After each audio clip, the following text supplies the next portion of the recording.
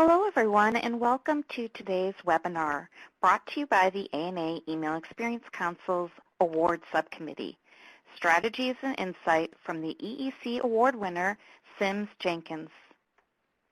I'm super excited to introduce you to and to celebrate the EEC Award Thought Leader of the Year winner, Jenkins. He is the founder and CEO of Brightwave.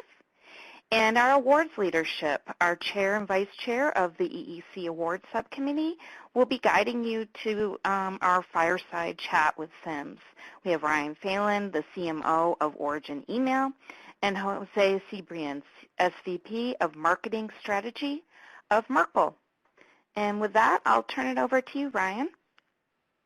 Thank you, Lisa. Welcome, everybody. Thank you for taking some time today. I know everybody's incredibly busy, so it means the world to us for you to join us today and this little chat we're going to have. My name is Ryan Phelan, and my good friend Jose is joining us as well. He's the co-chair of the, or vice chair of the awards subcommittee under the ANA and EEC. So. Got a couple slides to go through before we get to the heart of what we're doing today. Not knowing the order in which we're going, it'll be fun. So, because this is going to be a casual conversation. This is not, we're just winging it in a good way. So let's talk a little bit about the award.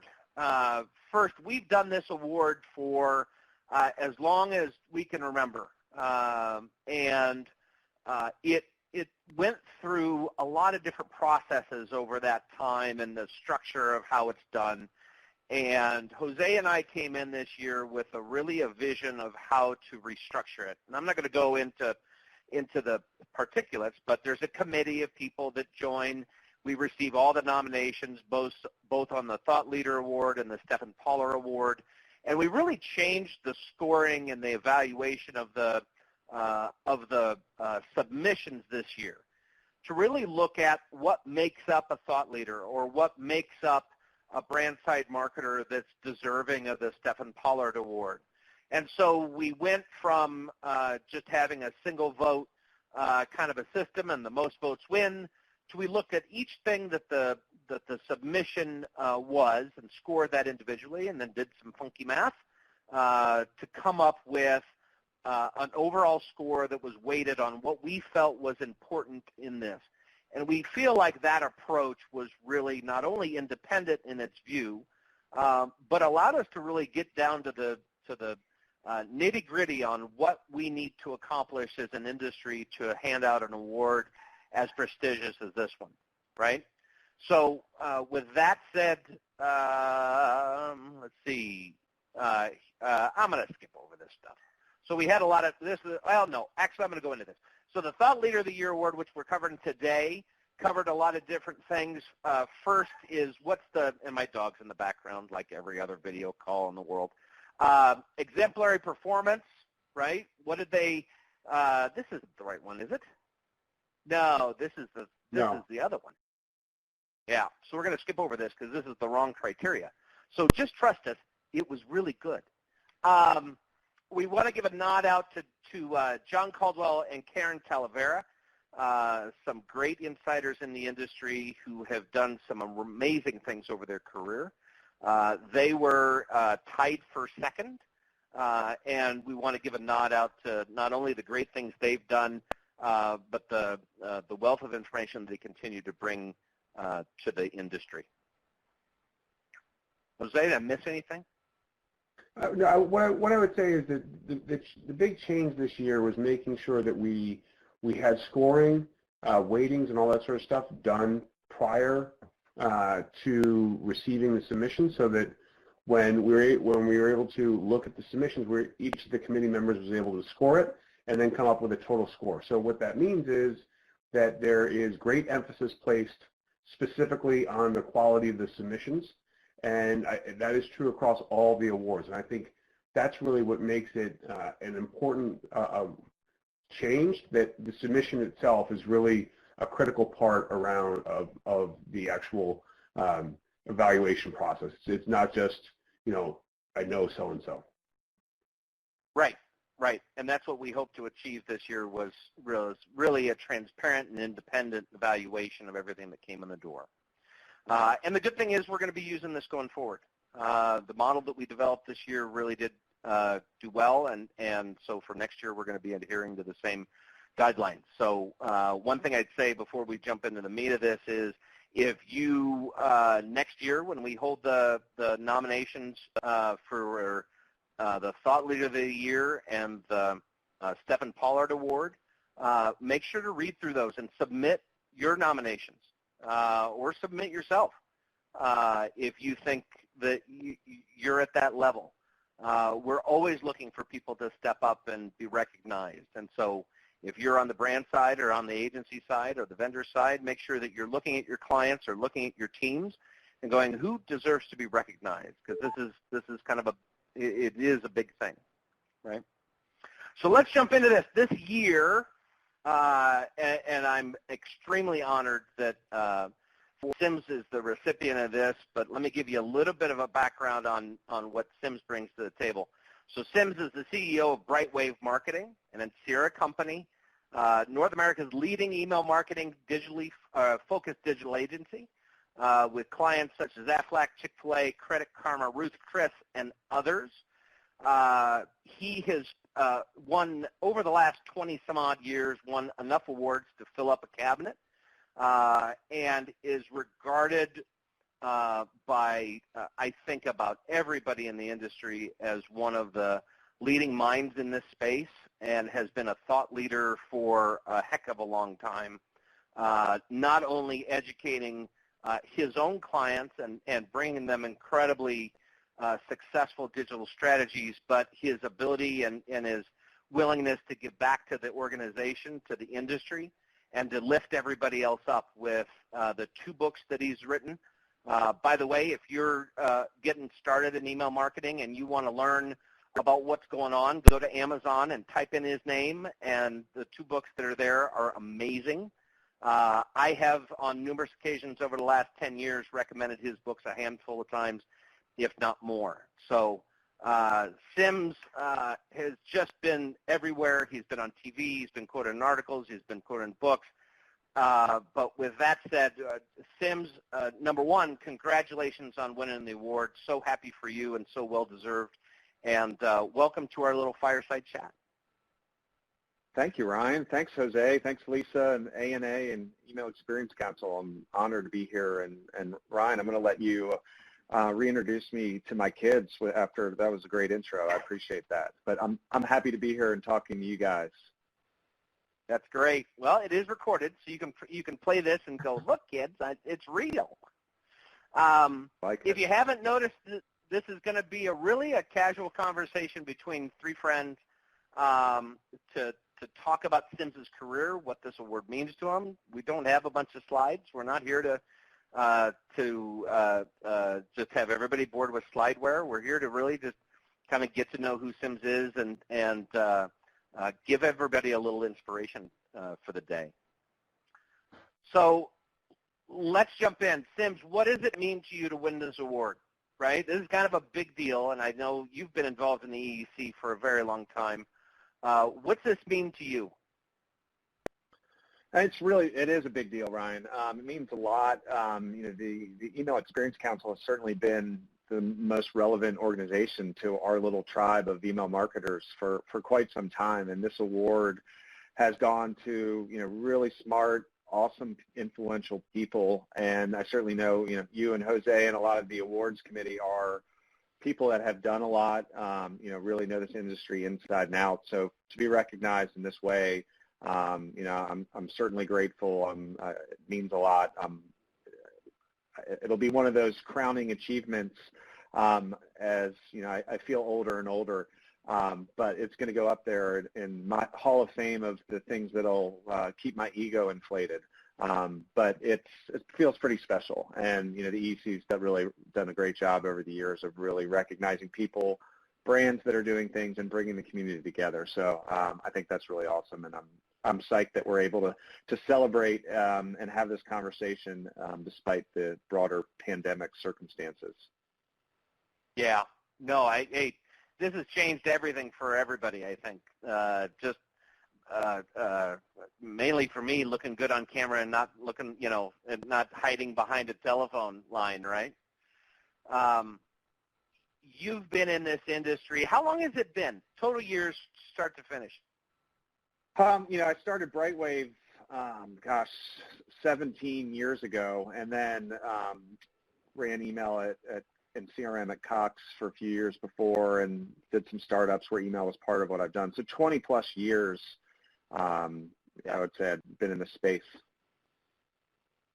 So you've had the CRM experience at Cox, and you've had hundreds of clients come through your doors and talk to you about email and how to do it better, written 2 books, right? What for you has been some of the things you've noticed over that span of time that has changed, right? I mean, I think back to 1998 and being an AOL, and to send a campaign, you had to have an AOL version and an HTML version, and you had, there were all kinds of different things. But what have you seen in the growth of this industry over the last 20 years that has surprised you and shocked you, right? Yeah.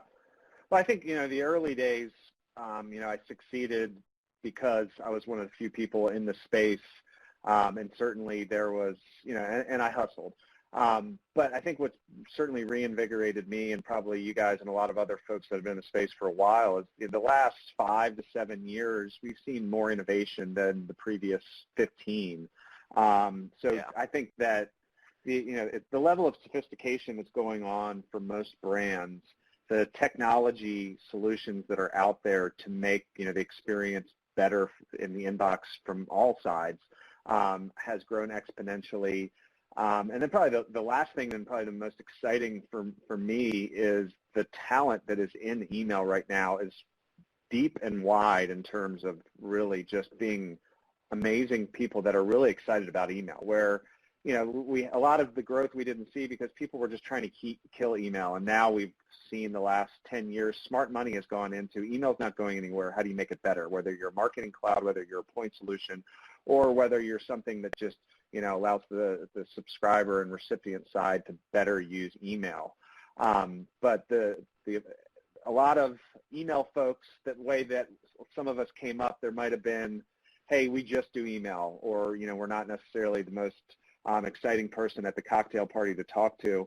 But the folks that are in email now, and the people that go to all these events that I'm excited about getting on EIQ stage every year, the people that I'm meeting across the table from client meetings, are people that are so much farther ahead than I was 20 years ago, or that my clients were 10 years ago.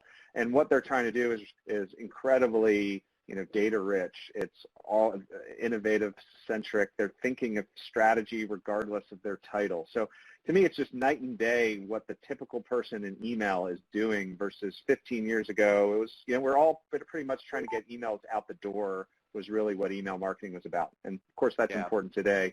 But it's just so much more robust. And there's a lot more people that are going to do it, which makes me feel good about, the next 20 years for this channel.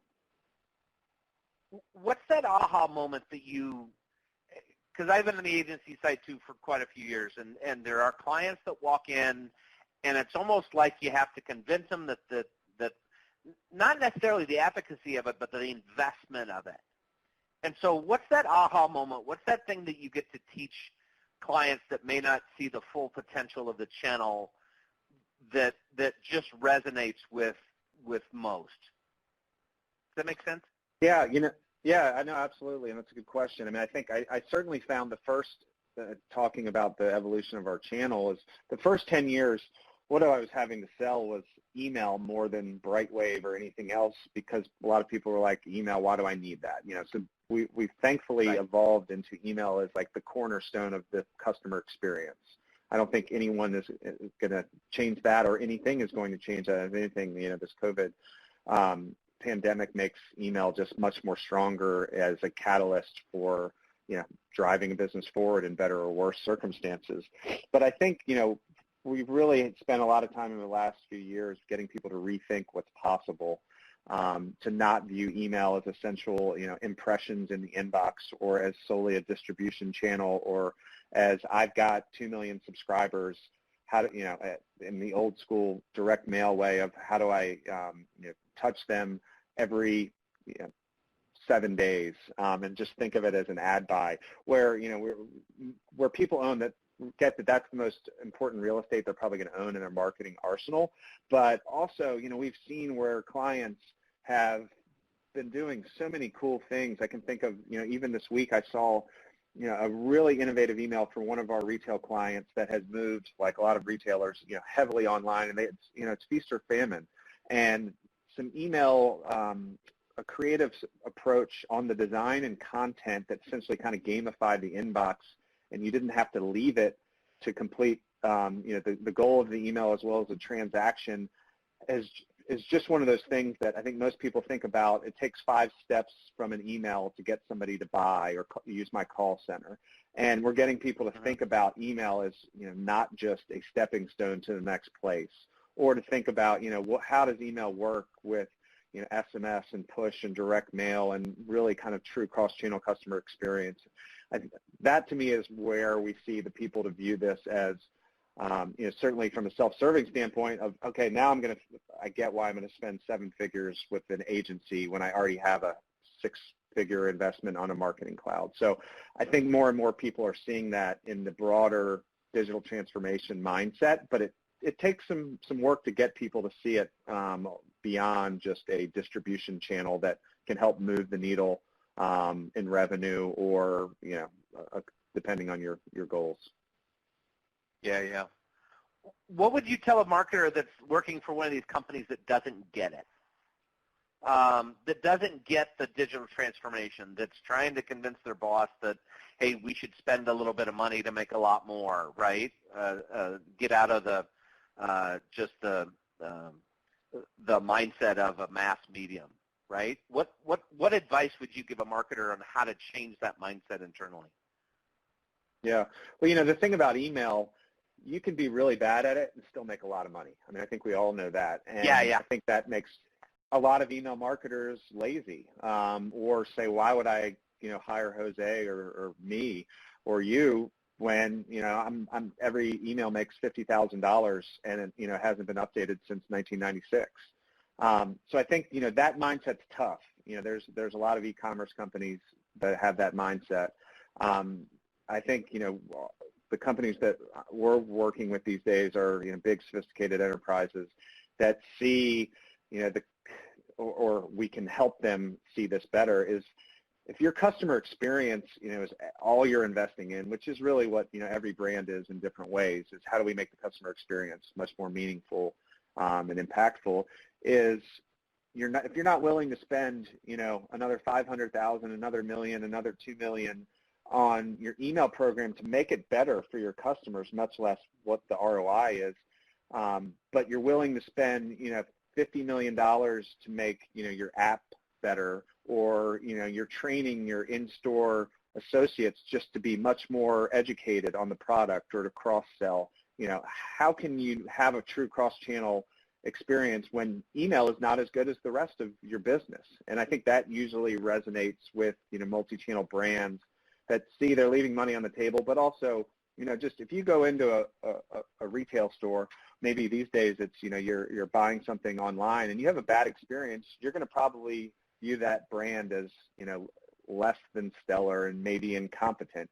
You get an email that has broken links or looks like, it was put together in 10 minutes or is just the same offer over and over.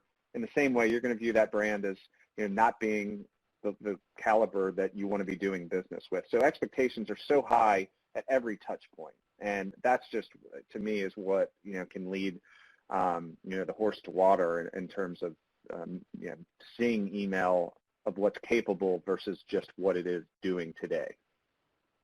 Yeah. Well, because your brand equity is spread out on every touch point. You're absolutely right.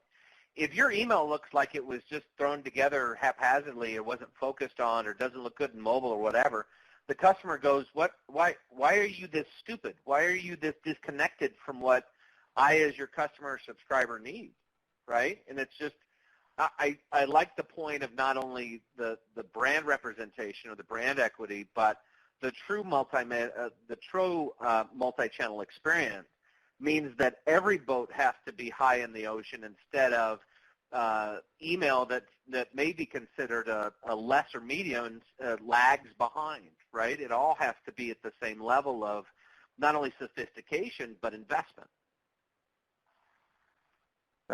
Indeed.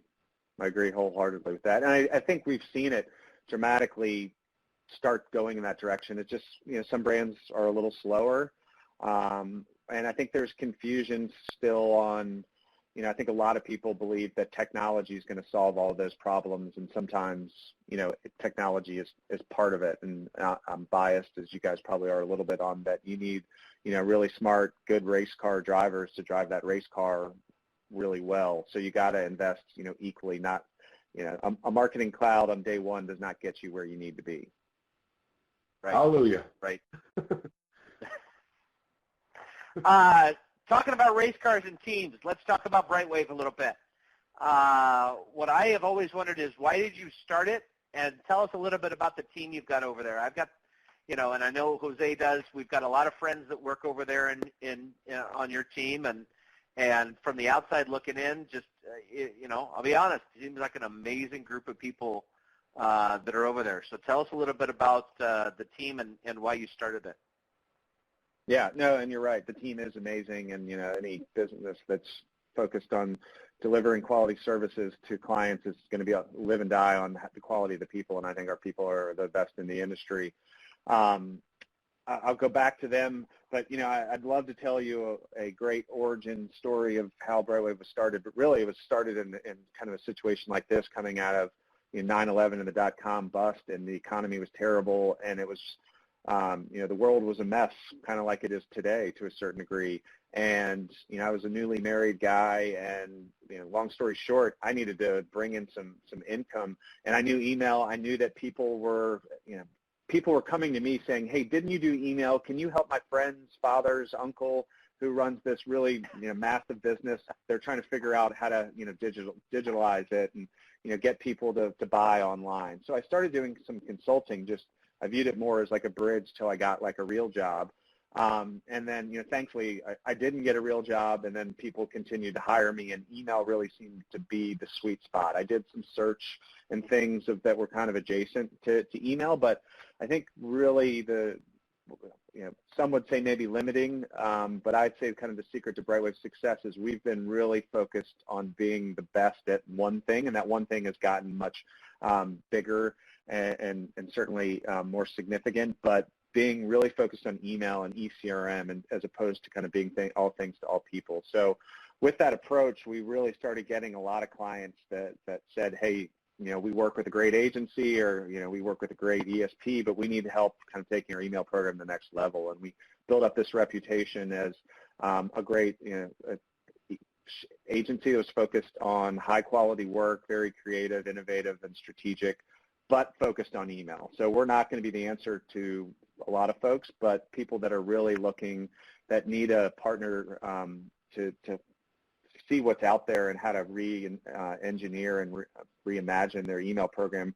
Brightwave's been historically a really good fit, and that's because, we've got 100 awesome people that are all focused on email, whether they're creative, content strategists, campaign managers. Everyone is focused on email and ECRM success, so I think that's what's made us pretty unique. And we were acquired about 13 months ago by Ansira, which is, a large marketing and technology firm, and that helped us kind of provide, additional capabilities, which has always been, a specialized firm's blind spot. So Ansira has kind of rounded out some of the areas that, I think we need to have to be able to scale down the road and take this program, take this business to an even higher level, and certainly some of our clients, they're very excited about that we have additional capabilities while still being incredibly hyper-focused on our channel. Yeah. How's the team doing from working remote? I saw a video on Twitter back when this all started that you invited somebody from, what's the site, one of the celebrities to do a drop-in or something like that. What was the story around that? We've had a couple. We've had somebody from the office. We've had somebody from Tiger King that's dropped by to the Brightwave team just to kind of, give them elbow high fives, which has been fun. Now our team's done. They're incredible. We've been fully remote since mid-March, and we have some remote employees that have been. Brightwave's been really flexible. The last 4 or 5 years, we've had a schedule where part of our week is remote. So us moving to fully remote for every single employee was not I don't want to discount that it wasn't. There weren't some significant things that have had to go into it, but it wasn't as painful as it has been to a lot of businesses that I've seen. And the team's handled it really well. I don't want to lie. Anyone that has toddlers, little kids, working parent, where both spouses are working, I feel for them because that's really hard. I mean, it sounds like Jose and I have kids similar age. Once they're more self-sufficient, it makes things a lot easier. Everyone's kind of going about their day, getting things done. But if you have little kids running around, that makes it really hard. And I think, our team has grown even stronger through this. One of the things that I wasn't sure how it was going to play out is we've built a really unique culture and invested in it heavily. We've won best workplaces, and people come to work at Brightwave probably as much for our culture as, the type of clients and the type of business. So how do you translate that in full for several months is kind of no man's land, but that culture I realized was like the bind that has tied us even closer. And we've, the team has done organically. They did like a Airbnb, which is one of our clients. They did an Airbnb sangria experience for our creative team with people in Portugal last week on Zoom. We've done a lot of our happy hours have just gone virtually. We've had a lot of our people that have worked remote 100% of the time give us input on here's how you do this. So I think the culture has kept people super involved. We've been, our technology and all of the processes carried over nicely. But I know there's some people that are like, when can we go back to normal? And there are other people that are like, how do I keep this going for, the next 10 years of my career? It's been interesting, but the team's been really resilient, and most importantly, our clients haven't felt any kind of interruption. Cool.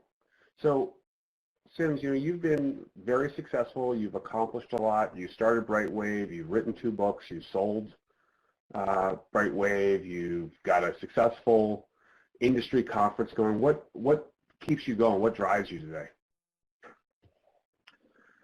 Yeah, it's the fact that this industry continues to evolve. My job over the last 17 years, every year it's been really different. So in this kind of post-acquisition phase, personally, it's completely new sets of challenges and things that I've never experienced, so that's really exciting, and I certainly feel kind of a different kind of level of a caretaker of the business, even after selling. So that's one thing. I think, that every year I'm continually amazed at what people are doing from an email standpoint, whether they're our clients or I'm reading about them online, and things that like 10 years ago I never would have thought that anyone would be doing, much less, hearing that's pretty table stakes for a lot of innovative brands. So it's just kind of pushing forward, and then I'm really competitive too. I want to win no matter what. There's great companies like Merkle out there. There's a lot of companies that are out there knowing that, hey, this email thing, post-COVID, people are going to double down on it if they haven't already. So there's a lot of brands out there that need experts like all 3 of us in our businesses to help take them to the next. That competitive side of me wants to continue to grow and win everything that we can. So that drives me personally as well. So that's fun. And now that I know you're wearing a blazer every day, I gotta up my game on that front. Well, anyway, but that's a great segue. So, there is that drive. You're growing, but what are you talking about with your clients today about what's going on? How are they reacting? Do you have a mix of clients that some are saying, hey, it's time to reevaluate and get ahead, where others are just having to churn through stuff? What are the conversations you're having today? Yeah, obviously it's going to vary, where some of our clients are, the business is fantastic for them right now. Some that, they're essentially, down 50+% month over month. And then there's others based on like email's importance, where some of our clients, candidly, email is not that essential. Maybe it should be, and there are other clients that email is driving like 95% of their revenue. So it's different priority and sense of importance. I think the first couple weeks conversations were really different than what I'm seeing and hearing now, where first couple weeks it was all hands on deck. We had a lot of clients that were just sending just an enormous amount of emails, and everyone felt that, oh my gosh, if I get another email that says you're as the customer, the most important thing, here's what we're doing. Right. So a lot of it was dealing with the high volume early, and I think there were a lot of clients that you're dealing with this surge of what you need to do from work, but then the giant uncertainty with your family, your health, that was really intense. So I think just what we told our folks to clients is listen and have really good empathy, because that's what make great partners for the long run. It's not just getting a great email out the door. Now we're starting to see a lot more thinking of like, okay, Q2 is certainly going to not be good for a lot of folks, period. But there's light at the end of the tunnel, though, which is great, and we're seeing a lot of folks starting to make those investments, whether they're technology, whether they're program centric, or for new partners, where we're winning a lot of business in Q2, which is incredible, because it's it's going to be the worst quarter in 100 years. But people are saying, I need to do now what I should have done 6 months ago or 9 months. It's being that catalyst to kind of propel forward. It's shining light on a lot of stuff. Absolutely, yeah, and I think that's really interesting, and they're making smart investments, and they're I think we're also talking about let's make sure we're really a month ago was a lot of like, let's make sure that every transactional email doesn't have an image of some giant group hugging in financial services companies. So there were a lot of tactical things. Now I see people thinking bigger picture, longer picture, and that we're going to get out of this Q3, Q4. We should start to get back a little bit to normal for most clients, and how do we make the most of it, and then jumping ahead till I've never seen as many people thinking a year ahead in the first half of the year like they are today. Is that what you guys are seeing as well, similar trends? Yeah, I definitely see a difference in companies, and I agree with you on the timeline. At first, it was just a lot of volume and deal with stuff, and now people are getting to planning and what are the multiple scenarios, and how are we looking at things regionally, and how are we going to come back in. I also see a mix of clients that, as you say, some are having real issues, and they have to deal with them. We're seeing things like site lockdowns and things like that, treating it like holiday.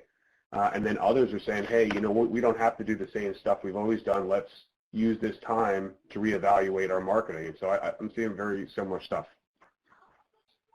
Ryan? Yeah, I would say they're the same. Yeah, and the same kind of a path, right? There was a lot of panic and pandering, for lack of a better term, at the beginning. And what I've seen the most is that people are starting to think beyond.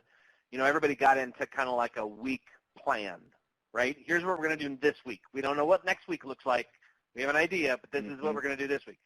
And what I've seen is a little bit more runway attached to that, where people are starting to think, okay, maybe we can start to think about this month, and then rally the troops around a path and a goal and all this stuff, and keeping a mindful eye on what the fall brings and what the future looks like, right? And so, but I would share, a combination of what you guys are talking about as well. Yeah. So, as you think about it, Sim, so for people who are running email programs right now, like what's your advice to them today, as they look forward? Yeah. Well, I think, definitely tying into what we were just talking about of what are those investments where, a lot of people, this is to me is a window. If you're running an email program, you may not have whether it's a capital investment or a strategic kind of investment window that you're going to find in 12 months when, the economy is humming full steam ahead. So, the C-suite is going to be listening now. I think that's an incredibly good opportunity for your email program as well as for your career. I would say, Q2 is going to be email program managers are going to be in the spotlight maybe more than ever, and that could be intimidating for others, but I would tell those people to take advantage of that, be ready. The C-suite doesn't always care about email, so position it like, a CFO and CEO wants to hear about email. They don't care about opens and clicks and deliverability rates. They want to hear, this is what our email program has been doing, how it's been impacting the business, and if we make these investments, this is what it will do. I think that's incredibly essential. And then, I think from what I'm seeing, again, the talent is so smart and advanced compared to what I saw 10, 15 years ago, is, keep really taking the risk. And there's such an incredible skill set today of really creative, strategic problem solvers that have technical chops that are just awesome. So I hope those people don't leave our industry, because they're the future, heads of agencies. They're the future heads of digital programs, because email is going to continue to be, that sit in the middle of, a digital marketing program, whether it's brand side or vendor side. So I hope those folks stay in there, keep pushing on innovation. I think that's, to me, the most exciting part, and it's going to lead to, people starting companies or doing kind of dramatic things that impact the bottom line. But now's not the time to sit tight and do business as usual for your own kind of career or for your email program would certainly be my kind of macro advice. Yeah. In many ways, this is CRM's time to shine in a lot of ways. It's really putting an emphasis on the quality of your customer data and what you can do with it, and email is a big part of that. So that's fascinating. Any other advice for folks out there? Well, I can tell you, once we're all kind of past this next phase, kind of really kind of looking back at the accomplishments that we do. I think another thing that I'd love for email marketers or tell them to do better is toot their own horn a little better. And, what you guys shared at the beginning of this in terms of the awards, whether it's you're submitting yourself for awards or you're just, articulating your accomplishments to your boss, I think email marketers could do that in a lot better way, because I don't think most of them have any clue on how important they are or impactful they are to the business. So think about it. Now's a good time to take inventory of here's, what I've been doing in the first 4 months. Here are my plans for the next 8 months. Because there's going to be a lot of people that are going to find, wow, like I just drove, 15% of the company's revenue, in the first half of the year from this little email program that's never gotten any respect. Whether your goal of that is to turn it into a 20% salary or just get the satisfaction, or make sure the company knows about it. I think now is a great time to really kind of look in the mirror of what you're doing, what you're trying to do, and use it to propel yourself and your program to the next level. I agree. And I think more broadly, email marketers should be proud of what they do and who they are. I mean, if you think about email marketing, you've got this combination of critical skills in marketing today, which is the targeting component to it, the technology piece to it, the applying data to creative, and then measuring it and improving upon it. I think those skills apply everywhere, and I think people should really be proud of what they do. So I agree with you. Absolutely. And I think it's critically important. I thought your point on bragging a little bit, that's what I've seen over the last 20 years is marketers just do a task and they report up and they're great, but they really don't sit there and go beyond the open and click, go on to the, change the mindset by talking about the engagement, talking about the power of getting into somebody's inbox. If you want to have an effect, do a lunch and learn. Teach some people, right? Show what your successes have been. I think your advice is spot on, is now is the time for you to come and think in a senior level, go to your boss and have them help you, or do it yourself, is to say, here's the value and here's how I can grow it with this investment. And as great as email was when everybody else was freaking out, here's how great it can be now at delivering strategically the innovation we need to jump ahead, right? Or to make this program at the same level as all the other investments of all the other channels you've got. Yeah, absolutely. And I guess related kind of just to bookend that thought is also right now is a really good time that you follow somebody on Twitter, you're sitting on a webinar like this, and you think Ryan's, super handsome, and you want to talk to him in more detail, like reach out on LinkedIn for, say like, hey, will you give me 15 minutes of your time? I can't tell you how many conversations I've had in the last couple of weeks on people that have reached out to me on LinkedIn, asking like, hey, would you be willing to talk to me for 5 minutes? I heard you started your company, in a similar time. I'm like, I'll give you more than 5 minutes. And, I think people are feeling more generous than they probably will in 6 to 9 months maybe with their time.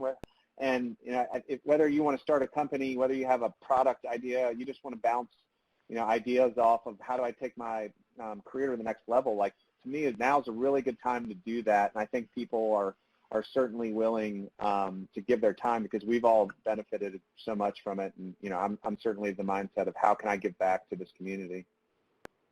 Yep.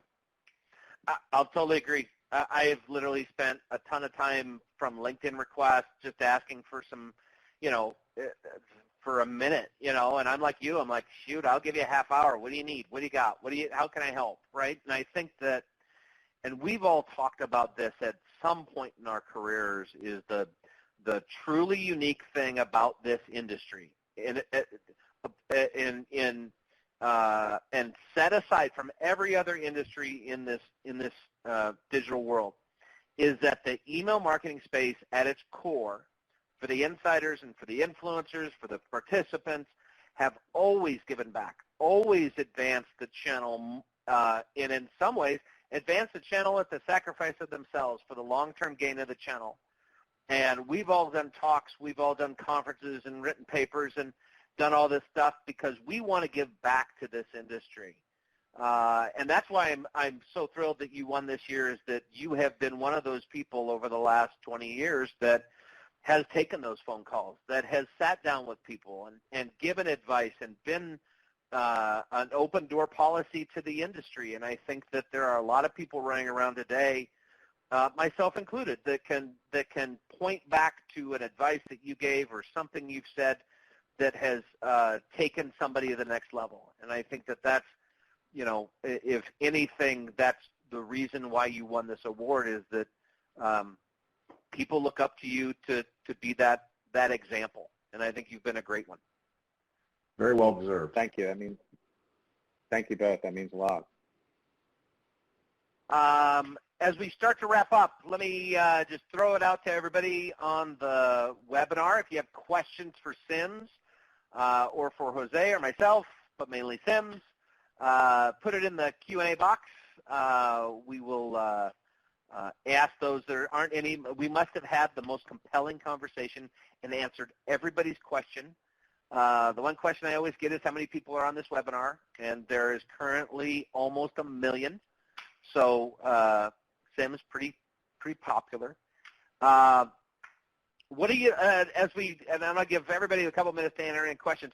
Let's go around the room. What's the one thing you are looking forward to doing when this is over and you can go outside again and have a new normal? Sims, I'll start with you. Gosh, I think, I will have had 2 European trips with my family canceled during this COVID. So, I'm doing something really special with my family that takes them to new experiences. I hope that we can go back to that sooner rather than later. Yep. I would echo that, Sim.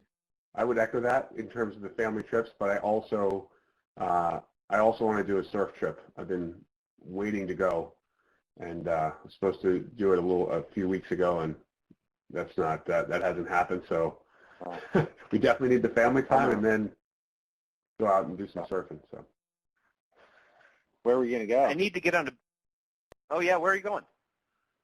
I want to go to Costa Rica. There's some camps there. Good weather, awesome. Good waves. So, but yeah, time to get out of the house. But as soon as it opens, I would like to play golf. Ryan, I'm very jealous of you being able to play golf today. That has been the one thing that saved my sanity, is been able to get out and play golf whether the course is open or not. If the course is closed, we've been walking it. So I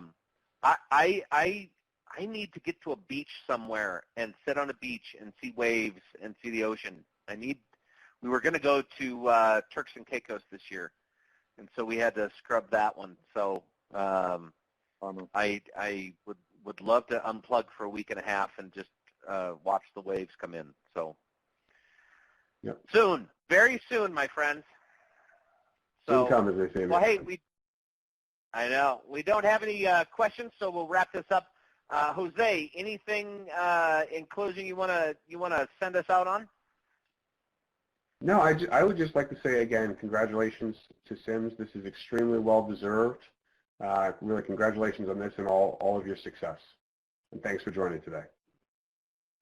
Great. Thank you both, and thanks for everyone that joined. And again, really appreciate all the kind words, Ryan and Jose. It means a lot. You guys are no slouches on your half, and two guys that I've always enjoyed hanging out with and admired on many fronts. So thank you guys for being a part of this.